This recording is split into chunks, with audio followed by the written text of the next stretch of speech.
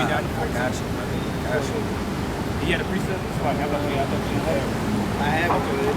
We're gonna get it real quick and encounter in history on the prime example of never trusting thine enemy, man. We're gonna get a prime example in history. Okay? Addition to Esther 16, start at 10. This is the additions of Esther, chapter 16, verse 10, in the Apocrypha. Right. For Haman, it says Haman, but it's really Haman. For Haman, Haman was the one that tried to plot and scheme to get all of Israel completely destroyed, man. He wanted to wipe the seed line of Israel off the planet Earth. That's right. Okay? For Haman, a Macedonian, the son of Amadatha, a Macedonian, okay? Who else was a Macedonian? Alexander. Yep. Philip. Alexander the Freak. You know? Alexander the Creep. Like you said, Alexander the Freak. Okay? The Edomite. Okay? The damn devil.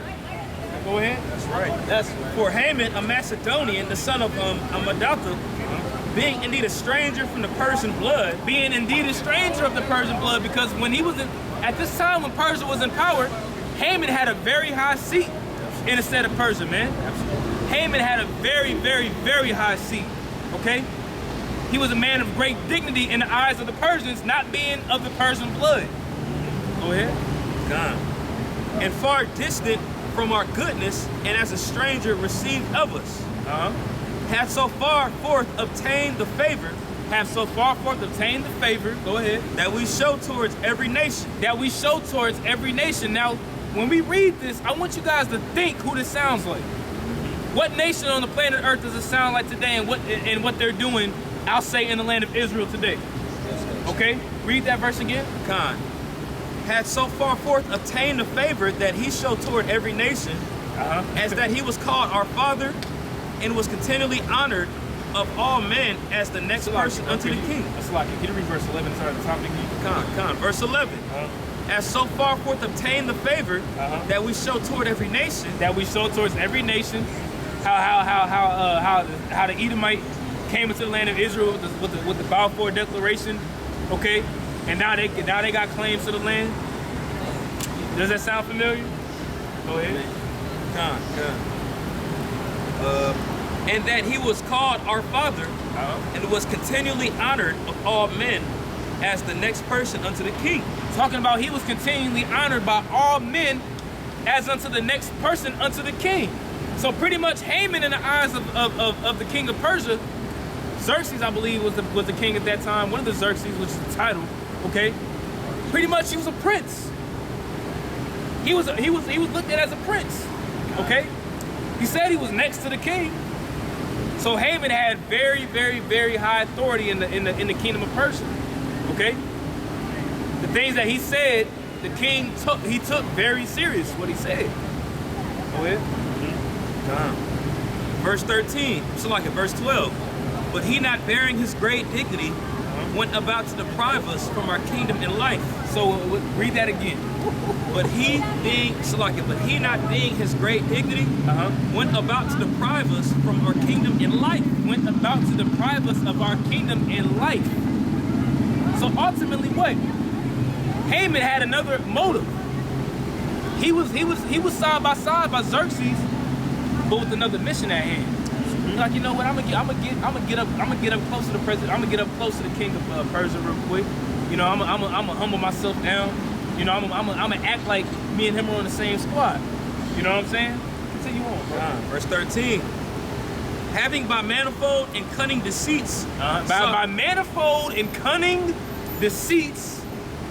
Okay, trickery, lying, deceiving, being mischievous. Who does that sound like? So-called white man, go ahead. Sought of us the destruction as well as Mordecai. Sought as well as our destruction as well as Mordecai. So he sought the destruction of the Persian Empire as well as Mordecai. Now verse 14 is gonna be the point. Go ahead. Well, it says, who saved our life and continually procured our good. Right. As also of blameless Esther, partaker of our kingdom, with their whole nation. All right, and Mordecai really played a key role in that, man, because he actually had a high seat as well. He was he was a eunuch in a sense. But when I say eunuch, I don't mean one that was castrated, because you had different ones. But he pretty much had he was pretty much what's the word I'm looking for? Influenced under the king around that time. Okay, that's another version of a eunuch if you don't know. Like Daniel and Joseph, for example. You know. Verse 14. Verse 14. Listen close. For by these means he thought, finding us destitute of friends, By this meaning, he thought, finding us destitute of friends, to have translated the kingdom of the Persians to the Macedonians. he thought to transfer the kingdom of the Persians unto the Macedonians. So this whole time while Haman was next to the king, being his advisor, telling the king, man, look, man, you need to kill the Israelites, man. They don't need to be on the planet Earth. And the decree needs to go out where they gotta be totally eradicated. Why? For the benefit of his kingdom, for the benefit of his nation. Because ultimately, if that would have went down, which the Lord, he wouldn't have it to go down that way, but if the Lord would have had to go down like that, it would have been the benefit for the Macedonians. Okay? Loki. You know? Loki all day. The frost giants. Yeah, man. You know? And if I may, it still took place. It just took a little longer, man. It took with Philip of Macedon ruling. And under Philip, you had Alexander, like the brother went into, to actually put that in fruition, man. So it was pretty much a period of time to pretty much picture out the dream that Haman had, man. Yep. You know, he just executed what Haman was trying to do, you know? Yep. I think that might be it. That was pretty much it on that one. We got a precept just to back up that, just to go into it. This is Psalms 83, verse 3. Right. They have taken crafty counsel against thy people. Right, they have taken crafty counsel against our people, man. These different nations, man, they took heavy crafty counsel against our people, man. Yep. Going to these different summit meetings and G7 summits and Bilderberg groups and trilateral commissions. Why is that happening? It's all happening to destroy the so-called Negro, Latino, Native American, man, you Israelites. Yep. They have taken crafty counsel against thy people, Right. and consulted against thy hidden ones. And consulted against thine hidden ones. Okay, so they do all these different meetings in dark. Whereas they don't want you to know what's going on. Why? Because they doing crafty counsel.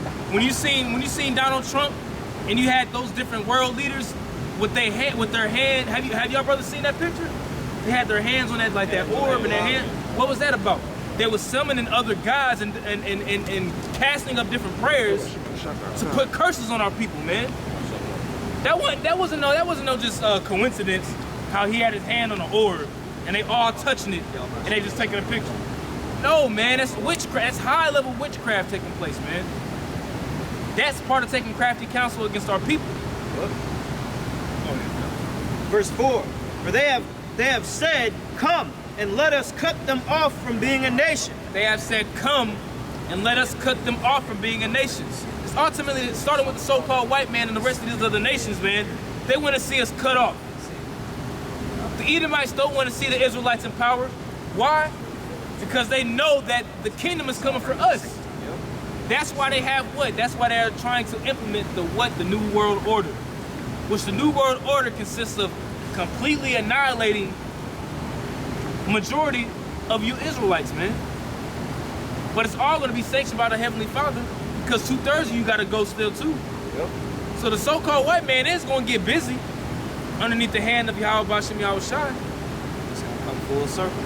Yep, it's going to come full circle right when he's about to fill his belly. If I can say too, just like we read in the Exodus 16th chapter, if you jump back to the 13th chapter, it goes into what that brother's going into, man. How they sought to destroy us because we pretty much went against our own laws and ways. And we were proclaiming the law, statutes, commandments of Yahweh Bashem Yahweh Shai. So when you read that, it talks about how they tried to plot to destroy us too under Haman. You know? Yep. And they plotting today. They plot every single day, man. That's why you think they got chemtrails in the air, fluoride in the water, GMOs in the food. You know what I'm saying? Planned Parenthood. Planned Parenthood. Plan B pill. Like basically everything is basically to destroy these people and remove them out the earth. It is no different from even during the time of what was it, Herod, when he put out that decree to kill all the new or every son, male child under 2 years of age. So they've always had eugenics against our people, man. These heathens. It's nothing new under the sun, like we just read earlier in Ecclesiastes, the 3rd chapter. Was it more to your precept? They have said, come and let us cut them off from being a nation, that the name of Israel may be no more in remembrance. That the name of Israel may be no more in remembrance, man. And that's ultimately the key motive of Esau, man. The key motive of Esau is that he wants to completely cut off the nation of Israel, man. That's right. Why does he want to cut off the nation of Israel, man? Because why? He's trying to upset the prophecies, which can't happen. That's right. He's trying to upset Esau, man. These elites, man, they know what the deal is, man. They know the scriptures. They know that they Edomites. They know we Israel. They know that the Heavenly Father's going to come back with chariots. That's why you think they got the space stations in the air, man? Different satellites, different weapons. Because they're literally going to try to fight. But the thing is, bro, they don't even understand that the Most High is controlling them to do the wicked and to do the wicked. Yep. So right when he thinks that, yeah, man, we finally got him. We finally got him. The Most High gonna come with the wham. Yep. And he's gonna drop the hammer down on Esau, and he's gonna set that standard. If I can say this too, another part about that whole ordeal, why he's keeping y'all dumbed down, man, is if you look throughout the history of the scriptures, in every captivity that these people were under, man, all the way back to Babylon, we were under every other nation. But what happened was we went off and we stopped following the law, statutes, and commandments. But then what happened? We went back and we repented and we came back to the Heavenly Father and we called out his name as a nation, and he heard us and he sent somebody to deliver us and he got us out of that, man. And so that's what the so-called white man doesn't want us to do right now, man. He doesn't want these people, these you so-called Negroes, Latinos, and Native Americans to come back to the heavenly power, man. He don't want you to come the knowledge, wisdom, and understanding. Because once that happens, once that 144,000 the elect are sealed, and then we cry out in unison as the 12 tribes, as a nation, then our big brother Yahushua is gonna come back, and then it's on and popping. Then them prophecies are gonna get fulfilled to where you're gonna drink of that cup double, man. Right. And then your reign is gonna be completely over. And then as for you, it's curtains. You're going back in the chains, boy. That's right. Believe that, man. That's right. All through the spirit of Yahweh Shem Yahushua, man. That's right. And that's why we out here and we doing what we doing, man. And we going hard for the Heavenly Father, man. That's why. All right? I got a precept for you brothers, man.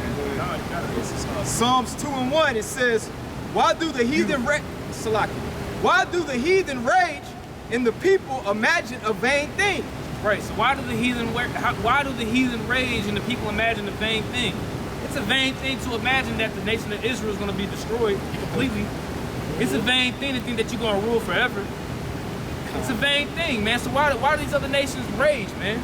Go ahead. Yeah, because if I could just add this, because right now, with the decline of the so-called white man's kingdom, Esau's kingdom, you got these Moabites, the so-called Chinese, thinking that they up next to rule. You know? But that's not in the Most High's plans, man.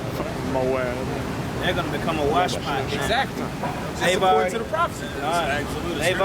They've already came and had their time, man, and had us in derision under them. You That's know? right.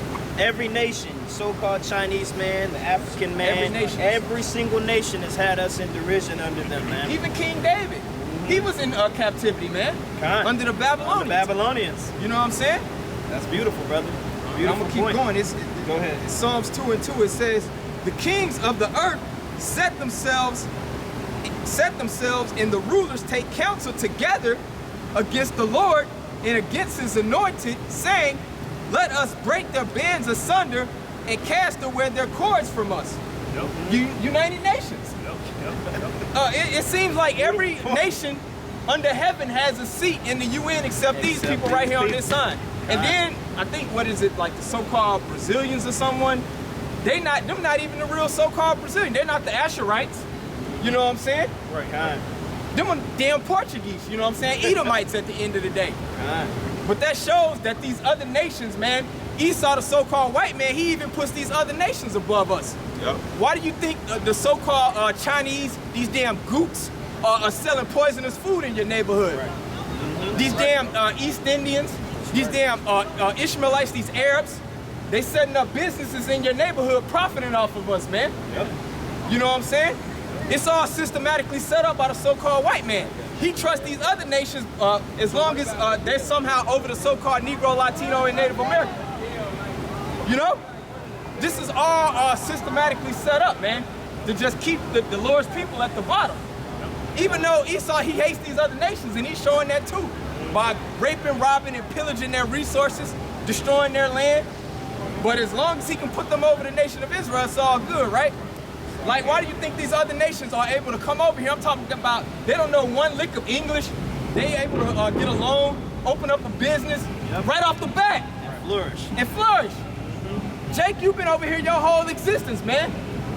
And Jake, you know what I'm saying, still a snicker boy at the store. They trying to give you life, man.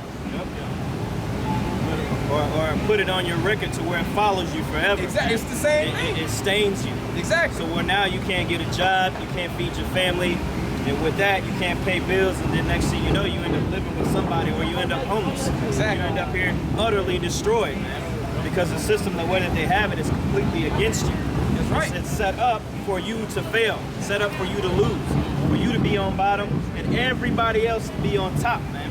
But all starts with him being at the top economically, you know. But everybody, when they see you, they see a dollar sign, man. Because Jake, these people right here, they're the biggest consumers in the nation, man. Exactly. The biggest consumers. Exactly, brother. You know, Jake could go get their paycheck, man, and they'll go out and they just gotta have it all. They'll ball out. They'll go buy everything from these boots, from all these other nations, man. And then they won't even go and take care of their own responsibilities, all because of the image of the so-called white man, man. Hey, and we see that clearly with the so-called Negro woman, man. With the weave industry, man. That's a multi-billion-dollar a year industry, man.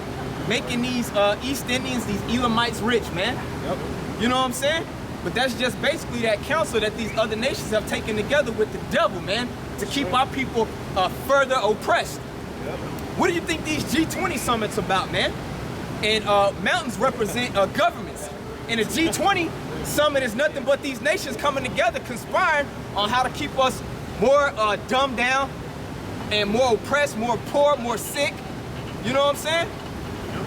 But I want to make a point, even with that hair, like the brother said, man, you know what the other nations be doing with that hair, they'll have like a dude come out the bushes or something, like a woman could be standing there, and they'll literally come out the woodwork and snap their hair off. You know what I'm saying? And even with that hair that they sell, man, they pretty much pray over their hair to their different gods. Exactly. You know, so you got all women putting that in their hair. That's why you damn nigga woman so damn demonic as it is, That's man. a curse, man. That's a curse upon you, man, because you putting these other nations' hair in your head. It got spirits on it, okay? And that's what happens, man. Yeah. But I'm gonna keep reading, brother. This is Psalms 2 and 4. It says, "He that sitteth in the heavens shall laugh, the Lord shall have them in derision." Right, man. So the Most High he's gonna laugh, man. That's right. Thinking that you're gonna execute. He thinks that you think that you're gonna execute your enterprise, but at the meantime, Yahweh Bashim Yahushua laughing at your ass, man. Exactly. He gonna laugh you down to the grave, literally, man. That's right, brother. When calamity come upon you, swift and sudden, man, the Most High gonna be laughing at you. Why? Because you really thought in your mind that you outsmarted the Heavenly Father, man. Exactly. That's why he's gonna laugh. Hey, and ultimately, too, these other nations that are in cahoots with the damn devil, that's gonna be to your destruction.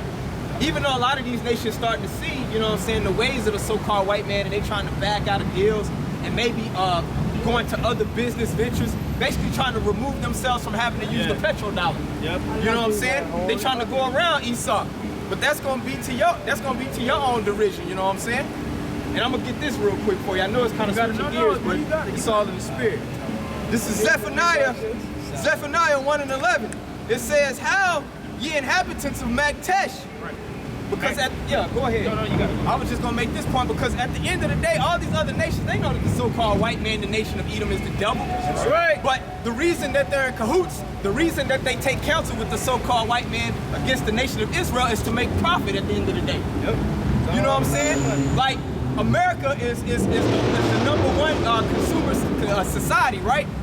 And you know, China, they're huge. They're a huge production industry, a huge manufacturing industry. So somebody got to buy those manufactured goods in China, right? Yep. So why not cater to this society, you know what I'm saying? Therefore cater to the so-called white man. They're all in bed with Babylon, that whore, man. But it's gonna be to their all destruction. whore. That's the hope for the elect, man. It's gonna be to their destruction. I'm gonna read it again, you can break it down, my brother. Zephaniah 1 and 11. It says, "How ye inhabitants of Maktesh, for all the merchant people are cut down." All the merchant people are cut down, man. This economy, as you know it in America, is going to be cut down, man. And all the merchant people that pretty much that we buy from, okay? Because ancient Maktesh was big for what? It was big for iron ore, okay? So when it says how you servants of Maktesh, read that again, Prophet Kishore. Yeah, Zephaniah 1 and 11, it says, "How ye inhabitants of Maktesh, Habits of Maktesh. for all the merchant people are cut down." For all the merchant people are cut down. All these nations that had a piece of the beast, okay? Every single last one of these nations that had a taste of the beast, it's all gonna wail them and mourn when America's utterly destroyed. Why? Because they don't got no consumer that's gonna be buying their things anymore. That's right. That's why it says, "How ye inhabitants of Maktesh." And if I could say this, Maktesh was an ancient like trade city. Yep. It would be like the equivalent of Wall Street today. That's right, brother. You know what I'm saying? Where they was just trading commodities, gold, silver, you know what I'm saying? Same thing that they do on Wall Street today. But I'm gonna keep reading. It says, "All they that bear silver are cut off." God. Hey, All that bear silver is cut off, man. So your silver and your gold ain't gonna save you in that day, man. exactly. Your silver, all the silver mines that you have, all the gold reserves that you got stored up for the day. Because Esau already know, man, the so-called white man already know what's coming. Yep. These elites, man, that's why they got tons and tons and tons of innumerable amounts of gold stored up, man. But that's not gonna save you when the Lord come back, man. He's gonna come and rightfully get back what's his, man. Yo, because like a lot of these foreigners, man, they come over here with that imagery in their mind that America is a city paved with gold. Everybody's gonna just somehow you're gonna get a robe just threw on you as soon as you get to America, Yeah, a staff, Yeah. you know, a gold goblet to sip wine out of. You finna kick your feet up. You're gonna have all type of beautiful women serving you grapes. That's the imagery that these nations come over here with, man. Yeah, absolutely. The land of the free, all this opportunity. But then when they come over here, they see that it was all a pipe dream, man. That it was BS. But the completion of it, the Most High is gonna bring all that pride down, man, because some of these nations, they are getting rich, man, off of this American consumerism, man. But it's all gonna be brought to naught. You know what I'm saying? And we're seeing the stages of it right now, man. We're in a big balloon that's about to just burst, man. You see what's going on in Venezuela? You know what I'm saying? Yeah, I'm gonna bring up a point. Go ahead, bro. Because when you go in Isaiah, it tells you a prophecy saying the Arab shall not pitch his tent no more. Because like you had brought up a point saying a lot of these other nations come over here and they do in a sense dwell over us. They might not have the chalice and the grapes. Yeah. But they set up 7-Elevens in your neighborhoods. Exactly. All right. They set up hair shops in your neighborhoods. They do all of this, and ironically, it is in your neighborhood. The reason why is it's ultimately set up for you to fail. They want us to consume because generally, naturally, our nation, our people are big consumers anyway. America wouldn't be what it is without us being over here consuming every goddamn thing, giving them our money, man. When the Lord comes down, he's gonna cut all that off, man. Again, that's why the scriptures say the Arab shall not pitch his tent no more, man. Because we actually